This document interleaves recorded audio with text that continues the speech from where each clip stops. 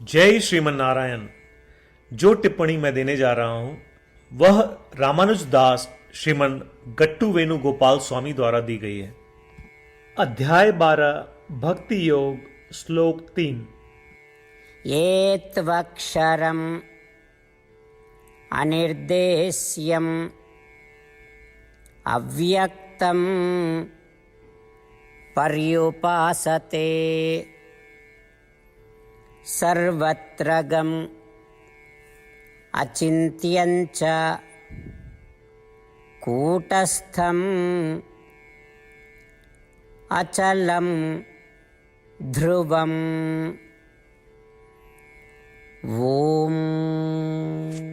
गीताचार्य श्री कृष्ण परमात्मा अर्जुन सहित हम सभी को भक्ति योग सिखा रहे हैं।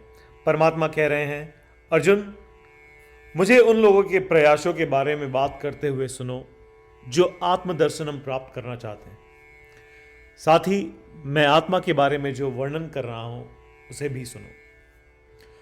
अर्जुन, यदि तुम शरीर को देखो तो तुम कह सकते हो कि यह देवता का शरीर है, यह मनुष्य का शरीर है, यह पशु का शरीर है, परंतु आत्मा के विषय में तुम ऐसा नहीं कह सकते। अर्थात आत्मा को किसी नाम से भी नहीं पुकारा जा सकता। आत्मा आंखों के लिए अदृश्य है, आत्मा को कानों से भी नहीं सुना जा सकता और ना ही इंद्रियों द्वारा देखा जा सकता है। आत्मा सभी शरीरों में निवास करती है, जिसकी कल्पना करना भी असंभव है। ऐसा भी हो सकता है कि एक आत्मा हो, लेकिन उस आत्मा के पास कितने भी शरीर आए और जाए वह आत्मा नहीं बदलती। और जो ऐसी आत्मा का एहसास करना चाहते हैं वे भी मेरी पूजा करते हैं। अर्थात यदि मुझे साधन मान लिया जाए तो आत्म साक्षात्कार प्राप्त होता है। एवं साधन और लक्ष्य सदैव अलग अलग होते हैं। उसी प्रकार श्री कृष्ण परमात्मा उन लोगों के प्रयासों को समझाते हैं जो सोचते हैं कि उन्हें उनकी पूजा करनी चाहिए और आत्म साक्षात्कार प्राप्त करना चाहिए। आइए हम स्वयं श्री कृष्ण परमात्मा को प्राप्त करने के उद्देश्य से श्री कृष्ण परमात्मा से प्रार्थना करें। श्री कृष्ण परमात्मा या श्रीमन नारायण के प्रति समर्पण करके अपने जीवन को सार्थक बनाने का प्रयास करते हुए आइए हम श्री कृष्ण परमात्मा के शब्दों को श्लोक के रूप में दोहराएं। ये त्वक्षरमनिर्देश्यम् अव्यक्तं पर्युपासते सर्वत्र गमचिन्त्यञ्च कूटस्थम् अचलं ध्रुवम्। श्रीमद् भगवद गीता का संपूर्ण सार श्री कृष्ण परमात्मा द्वारा अध्याय 18 श्लोक 65 से 70 में 8 कार्य करने के लिए दिया गया है। श्री कृष्ण कहते हैं, मुझे वे लोग पसंद है जो इन 8 बातों का पालन करते हैं। मैं उन भक्तों की हर प्रकार से रक्षा करूंगा। श्री कृष्ण परमात्मा द्वारा बोली गई संपूर्ण भगवद गीता को सुनने के बाद अर्जुन कहते हैं, करिष्ये वचनम तव, जिसका अर्थ है कृष्ण मैं वैसा ही करूंगा जैसा आप कहेंगे। यही कारण है कि श्री कृष्ण ने अर्जुन को सभी प्रकार की सफलताएं और जीत प्रदान की है। आइए परमात्मा को वचन दे कि हम इन 8 कर्मों का पालन करेंगे। ऐसी कोई पूजा, तप या यज्ञ नहीं है जो परमात्मा को यह शब्द देने से बढ़कर हो। मैं कहूंगा कि ये 8 प्रतिज्ञाएं हमें करनी चाहिए। कृपया आप सभी इन्हें अपने दिल और दिमाग में सोचें। इस प्रकार श्री कृष्ण को अपना वचन देते हुए आइए हम सभी श्री कृष्ण के सुंदर चेहरे को खुशी से चमकते हुए देखें और आनंद का अनुभव करें। जय श्रीमन नारायण। ये है हमारे 8 वचन। हमारा पहला वचन, हे श्रीमन नारायण, जैसा आपने निर्देश दिया मैं हमेशा आपका ध्यान करूंगा और आपके बारे में सोचूंगा।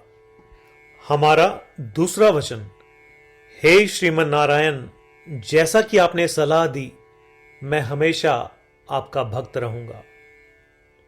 हमारा तीसरा वचन, हे श्रीमन नारायण, मैं अपने सभी कार्य आपकी सेवा के रूप में और आपकी संतुष्टि के लिए करूंगा।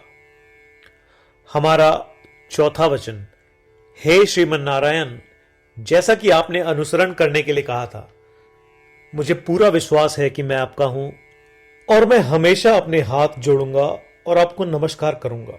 हमारा पांचवा वचन, हे श्रीमन नारायण, मुझे आपके शब्द मामेकम शरणम व्रज याद आते हैं, जो आपने सिर्फ और सिर्फ आपको ही समर्पण करने को कहा था। श्रीमन नारायण, मैं केवल आपके प्रति समर्पण करता हूं। हमारा छठा वचन, हे श्रीमन नारायण, मुझे आपके शब्द मां शुचः याद आते हैं कि आप हमें शोक न करने का आश्वासन दे रहे हैं। मैं अब शोक नहीं करूंगा। हमारा सातवां वचन, हे श्रीमन नारायण, आपने हमारे लिए श्रीमद् भगवद गीता देकर हम सभी पर कृपा की है और आशीर्वाद दिया है। मैं कम से कम एक श्लोक पढ़ने या सुनने का वादा करता हूं। हमारा आठवां वचन, हे श्रीमन नारायण, आपने सारी मानवता को गीता प्रदान की। मैं गीता में आपके दिव्य शब्दों को उन भक्तों तक फैलाने का प्रयास करूंगा जो गीता से अपरिचित हैं। हमने अभी अभी परमात्मा को 8 वचन दिए हैं। प्रतिदिन श्रीमन नारायण को यह वचन देना कि हम वैसा ही करेंगे जैसा वे कहेंगे, अपने आप में एक महान पूजा है। आइए हम उसे अपने अटल विश्वास के साथ अपना वचन दें। श्रीमन नारायण करिष्ये वचनम तव, जिसका अर्थ है, श्रीमन नारायण, मैं आपके निर्देशों के अनुसार कार्य करूंगा। सर्वम श्री कृष्णार्पणमस्तु। जय श्रीमन नारायण। ये त्वक्षरम् अनिर्देश्यम् अव्यक्तं पर्युपासते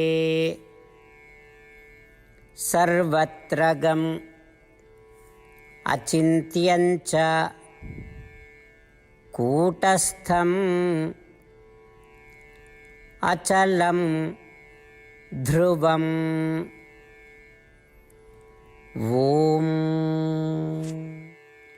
ये त्वक्षरमनिर्देश्यम् अव्यक्तं पर्युपासते सर्वत्र गमचिन्त्यं च कूटस्थं अचलं ध्रुवम्।